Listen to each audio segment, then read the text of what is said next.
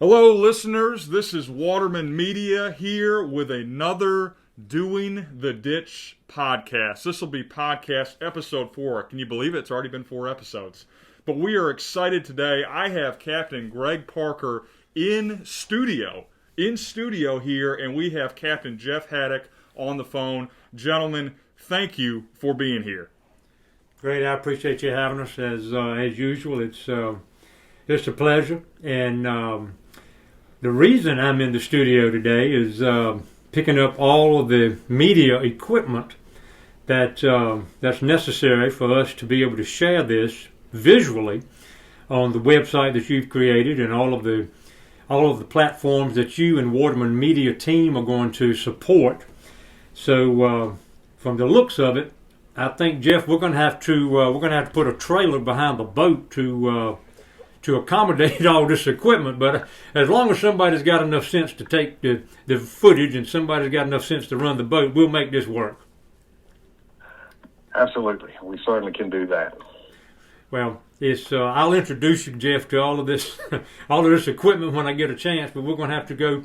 We have to go somewhere about the size of a football field and spread this stuff out. So you won't believe it till you see it, buddy. Let me put it that way. Jeff, I'm going to be praying for you if Greg is going to be the one to giving you these tutorials with some of this stuff. But like I said, you guys will be fantastic. You certainly should have enough equipment to capture certainly parts of your trip, and we look forward to talking with you guys today as we inch ever closer to the trip. Well, tell me, Greg, Jeff, how do you guys feeling here heading in? We're 20 days out as of today. We're 20 days out of the trip. How's everybody feeling? Well, I tell you, I'm gonna let Jeff go first. Jeff, you you express your feelings about this. Okay. Well, I'm feeling real good about it, Grady.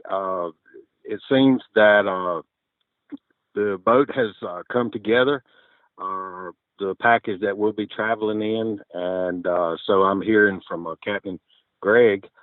And as far as our itinerary, we pretty much got that nailed down. Of course, all that's contingent on a lot of things, as we well know, and we do have, I guess, buffers placed in our itinerary or where we can take extra time if need be. But I've worked on the itinerary that Captain Greg sent me, and from Norfolk all the way down to Miami, we've got places along the way that we plan on stopping, and marinas to visit, and places to stay, and have met a bunch of nice people on the phone already, and looking forward to meeting them in person. So overall, as it gets closer, I'm getting more excited about it, and we just hope that the weather holds out for us, and it definitely warms up a bit more than it is now. For sure. Now, Greg, how about you? You're sitting here looking at the itinerary right in front of me, but before we get into that, just overall feelings, emotions, how you feel going into this trip? Well, like Jeff said, I'm excited about it and getting more so every day. To take delivery of the boat this week, we've been in constant contact with Four Sons Marine and the Jarvis family to get this boat designed like we wanted and everything structured to fit the need for this specific trip. And I'm getting more excited every day, like Jeff said. And the itinerary, like Jeff alluded to, is done largely in part to his expertise. He has been in and out of more marinas up and down the ditch on various boats than I have. But between us, we're going to touch some places that neither one of us have ever stayed before. But I just took the charts and started figuring mileage. Jeff took this thing to another level, and he started putting a lot of his software and a lot of his websites and stuff into place to calculate right down to the 10th of a mile. And which is going to come in handy because fueling, we will stop and have a fuel point every day except for day one. We will leave Norfolk to Coinjock, and that's only 50 miles, so we won't take on fuel that day. But from that day forward, Jeff's got us positioned with the exact marina, the exact mileage, And what it's going to boil down to is once we get this boat and run it for about 10 or 12 hours prior to the trip, we're going to get the exact fuel burn on this, and there might be a new calculation put in place after that, but that should be a non-event. I'm hoping this fits right into the mold that Jeff has created, but to his point, he has met a lot of people and told me a lot of funny stories about the people so far as reserving slips and hotels, and we haven't even left yet, and some of the stories are starting to mount up, Grady. Sure, for sure. And kind of something that you mentioned there, Greg, is registering fuel and the fuel intake. And I know each of you are going to be working very closely with Mercury Marine, and that'll be a future podcast, the actual what goes into Mercury Marine and the technology you have. But like I said, in the conversations we have, Mercury Marine is going to provide something that's going to allow you to see different types of data on the actual engine itself. So we're excited to test that out and pilot that out for them and use some of the technology that they've granted us. So looking forward to that. The cool thing is, or I think it's cool at least, is Jeff, clearly you and Greg have been talking and planning this for some time, but I'm looking at the itinerary right in front of me, and it's incredibly organized, it's incredibly thorough, and it's very detailed. We'll first go to you, Jeff. What goes into creating an itinerary and a schedule like this when you're planning a trip for what's going to be the better part of at least 8 days? Well, Grady, you're right. There is a lot of detail there in that itinerary, and I guess being a captain for a number of years and doing quite a few deliveries on different types of vessels, sailing vessels and power vessels both. One of the biggest things I've told many people, and Greg and I have even talked about this, if you take a boat trip and you got a schedule, generally the schedule goes out the window or you don't have a good boat trip. But that being said, because there's so many variables to breakdowns or weather or just different elements that can cause that your schedule to change. But in a trip such as we're taking, we have to have a base schedule. And that's really what you're looking at there is just a basic day-to-day itinerary of what our plans are. That being said, plan is the key word. Yes, we're planning on doing that. If we hit all those deadlines and points as it is documented, that's great. Do I really think we will every day? No, I don't. There will be somewhere along the way something will change, and not saying that's going to be a bad thing. A lot of times, and Greg can comment on this, a lot of times the boat trips that we've taken, change has been a good thing. The last delivery he and I did, we got caught up in some storms on the Chesapeake and had to stop, really throw the schedule out the window, but we still had a great time and made just all kinds of figured out new things about the boat because it was a new boat and the owner was aboard. So yes, in planning, you have to have something to go by so you're not just out wandering aimlessly. And but back to the details into that plan, yes, I've used a lot of websites, and there's cruiser sites. There's the loopers. They are referred to individuals that actually travel around the ICW north to south, inside, up through the canals and into the New England states to make a great loop. So they have websites that they use, and in my planning or making of plans for a trip, I use everything that's available to me in gathering the information that I need. Right. No, like I said, it's this is the first time I'm actually putting my hands on the actual paper copy of the itinerary, and it's pretty impressive, and like I said, very detailed. It looks like, and maybe Greg, you can elaborate on this and maybe some of your stops, but it looks like you have your launch. It looks like during each day, correct me if I'm wrong, you're going to be taking on fuel looks like 2 times, maybe 1 time just to take on fuel, and then that second time will be the fuel and then the stay at the slip. And so your bookings are as far as your slip in the marina, but also your hotel stays and things like that. Go ahead and elaborate a little bit on that. Yeah, the limiting factor on a boat of this nature is the amount of fuel it will hold. This skiff will hold 22 gallons, and with the 150 mercury on it, that is going to burn some fuel. But like Jeff and I were talking, the motor's going to be working. It's not going to be working as hard as one would think, because you're not pushing but so much boat through the water. You're actually pushing this skiff across the water with only a minimal amount of boat submerged. So that's in your favor. I mean, you could take the same size engine, put it on a 21-foot center console, and the fuel burn will be considerably different. But that is a limiting factor. So yeah, we will take on fuel during the day, but then of course each night we're going to top off. So when we leave the next day, we're ready to go.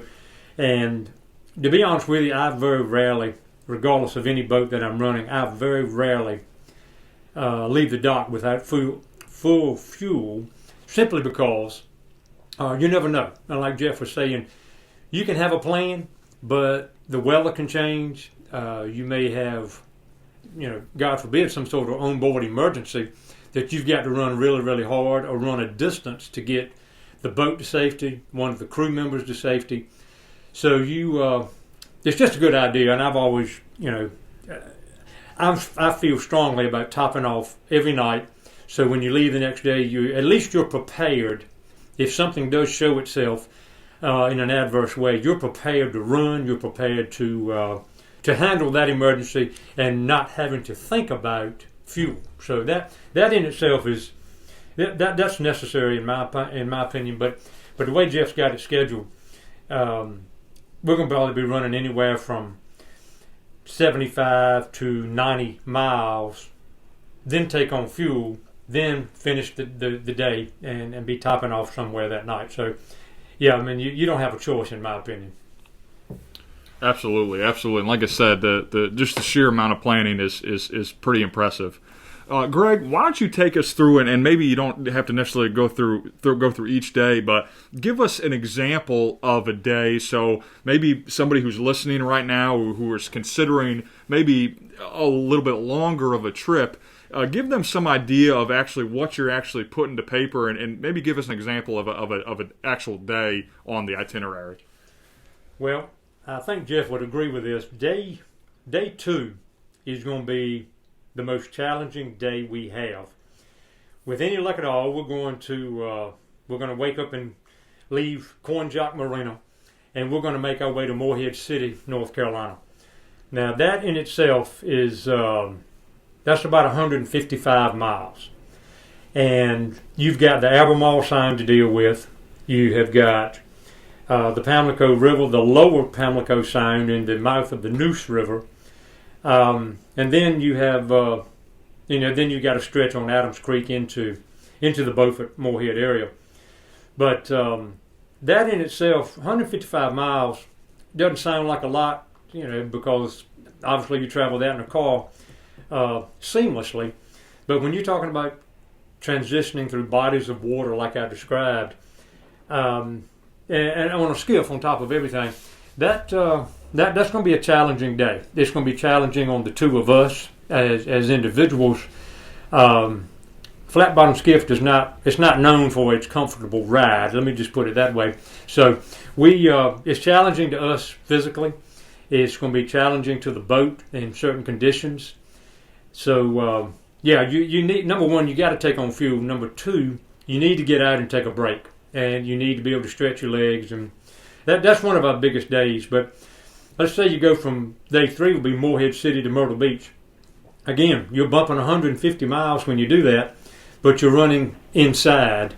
And when you get inside the ditch, I mean, obviously you can have wind and different things to deal with, but that's 2 typical days, I guess you say. The first one being extraordinary typical, but after that it kind of gets smooth, and then you start talking about the physical toll that it starts to take on you as individuals. Jeff, I mean, what do you think about that, Jeff? I mean, how do you feel about the physical part of this? Yes, I agree 100%. Skiffs are just known to not be the most comfortable riding vessel in the water. But by all means, the one we'll be on is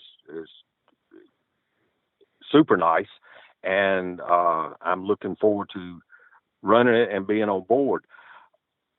The the stretches that we'll be making, yes, the fuel stops that are planned during the day, and whether it works out to be midday or whatever, that's going to be a really important stop, not just for fuel, but for the human body. Just to take a break, uh, relax a minute, and not being, totally focused on everything around you. Just taking a break, and then that's a good time, Grady, for us to be able to get information back to you or parts of it, and also to enjoy our trip and the people we meet along the way. Absolutely, that's well said, Jeff. I think to your point, sometimes I think people who may be early into boating or novice boaters, they'll occasionally they don't understand the hyper focus that comes along with boating, and I can kind of throw myself into that category because I'm a beginning or I would consider myself a first time boat owner and kind of a beginning boater. But it's one of the most enjoyable things you can do, no question. But there has to be at all times a hyper focus, and attention to detail. And to your point, it's necessary to have stops like this, especially on a trip of this size, to not only refuel but to regroup physically, to regroup mentally. And in some cases, maybe even emotionally, but that's hugely important to making sure you're stopping and being well rested, because you don't want to put yourself in a bad situation, because in a boat that can happen fairly quickly sometimes. But no, that's well said. Sure. And go ahead, Jeff. And you bring up the fact of just being hyper diligent about what your surroundings and what's going on, and so many times in conversations I've had with others, they're like, well, it's just too cool to go out there and sit on a boat and go in one direction or whatever. But, and it is cool. It is enjoyable. But traveling on that boat is no different than traveling in your vehicle. We can't just sit in our car or truck and put it in drive and go down the road and, have a conversation with full head in the truck and not paying attention. We still have to pay attention. On the boat, we have to pay attention as well. And that's safety is always number one and important. And because there are other people out there traveling this time of year that will be transiting the intercoastal. There'll be a lot of people that's starting to move north, that have been in the south through the winter. And so a lot of these places in the intercoastal are narrow bodies of water. So we can't just go ripping through there. We have to keep in mind the other boaters and just courteous, boating to everyone. So everyone stays safe and their property stays safe. Absolutely. And Greg, Captain Greg was fortunate enough to be a mentor to me as a boater and put me through. I would consider it a crash course, and he continues to educate me on boating safety, and I know you have a lot of experience with that as well, Jeff. But Greg, why don't you speak to that? And because I think that's important for viewers to hear. Boating is one of the most enjoyable things you can do. As each of you said, you can see some unbelievable places and create some unbelievable adventures. But kind of speak to the safety aspect, Greg. I think that's a good message. Well, like Jeff said, it is first and foremost, and that is something that Jeff and I feel very strongly about. And the example he brought up of he and I delivering that sailboat, we were on a boat that was very capable. It's 36 feet, and it was handling the water that the Chesapeake Bay was giving us. And could we have kept moving? Possibly. Would it have been safe? Not necessarily. And some people, I think, may have taken a chance just to meet a schedule, but we chose not to, as Jeff said, and it has to be first and foremost in your mind. If you're not safe, then you might as well stay home, because even though you may be a danger to yourself, you certainly don't want to be a danger to someone else and cause a situation that could really impact someone else's life, not just your own. And I think you can tell from Jeff's comments and his prior experience in the Coast Guard, and I think his experience comes shining through. You can hear it in his conversation. You hear it in his voice, and it's really our testament as to why I'm thrilled to have him aboard this trip with me. But he's right. I mean, if you're not safe, then you might as well stay home. But you can enjoy yourself almost at another time. You try to enjoy yourself as you go, but if you're not thinking, you're not on top of your game, then you can set yourself up for a bad situation, and you can't have that. I mean, it's one thing to have your fire extinguishers and your EPIRBs and location devices that if we get in trouble, Jeff's got an EPIRB, an emergency positioning locator, that when it hits the water, it starts sending a signal to the satellite, and the Coast Guard picks up on it immediately. Now, he's got this registered in his name, and it shows the latitude and longitude of where we are. Can you get help? Sure, you can get help.